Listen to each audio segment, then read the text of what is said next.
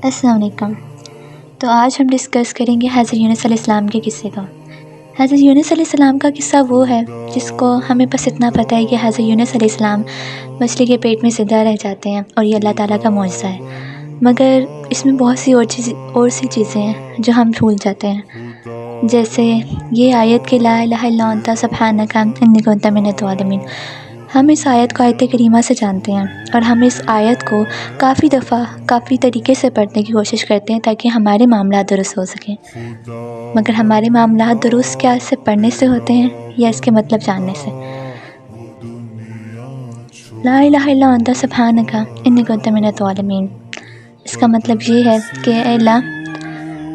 تیرے علاوہ کوئی معبود نہیں ہے اور تو پاک ہے، میں تو ہوں ہی ظالمین میں سے۔ انسان جس موڑ پہ آج کل آ کھڑا ہوا ہے وہ ایک ایسی چیز ہے جہاں پہ ہم یہ سمجھتے ہیں کہ اگر میرے پاس کوئی چیز ہے تو وہ میری وجہ سے ہے، یا ہم یہ سمجھتے ہیں کہ انسان مٹی سے پیدا ہو تو گیا ہے مگر مٹی وہ عام مٹی تھی ہی نہیں، وہ مٹی ایک ایسی خاص مٹی تھی کہ اس مخلوق کے آگے اور کوئی چیز ہے ہی نہیں، اور وہ مخلوق اتنی بڑھ گئی ہے کہ وہ اپنی زندگی میں کچھ بھی کرتی پھرے تو اسے معاف کر دیا جائے گا۔ جی بالکل یہی بات ہے۔ آگے بات کرتے ہیں حضرت یونس علیہ السلام کے قصے کی۔ میں آپ کو بس اتنا بتانا چاہتی ہوں، یہ ہم ڈسکس کرنا چاہتے ہیں صرف یہیں سے کہ حضرت یونس علیہ السلام مچھلی کے پیٹ میں آ چکے ہیں۔ آپ کو اس بات کا پتہ ہے کہ وہ کیوں آئے تھے، مگر انسان ہم اگر اپنا مچھلی کا پیٹ دیکھیں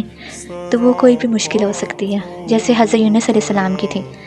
اور اس کے بعد اس مشکل میں آنے کے بعد ہم کتنی دفعہ اللہ کو پکارتے ہیں۔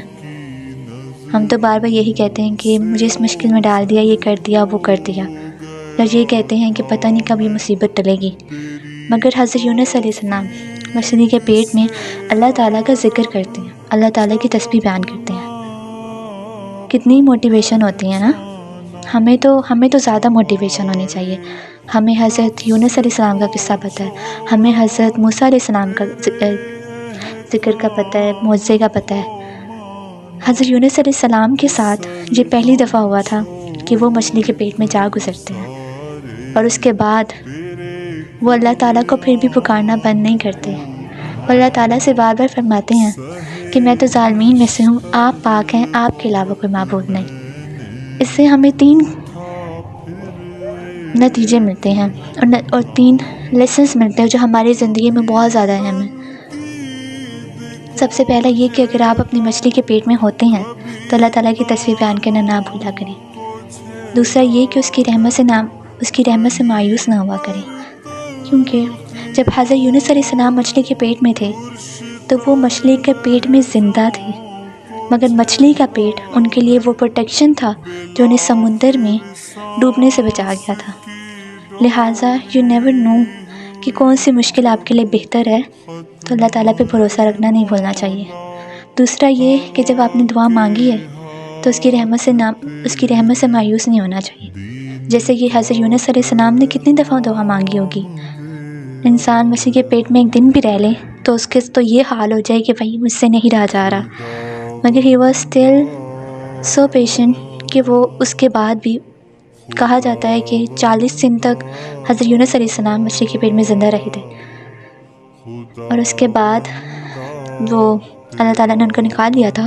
بٹ دا تھنگ از ہمیں اس مقصد کو جاننے کی کوشش کرنی ہے کہ جب وہ مچھلی کے پیٹ میں تھے تب کیا کیا چیزیں پیش آئی تھی۔ سب سے پہلے یہ تھی کہ حضرت یونس علیہ السلام نے ہمت نہیں ہاری تھی، انہوں نے اللہ تعالیٰ کی تسبیح بیان کی جو ہمیں کرنی چاہیے۔ ہماری زندگی میں کتنی مشکلات ہیں جو ایک مچھلی کا پیٹ ہیں، ٹھیک ہے،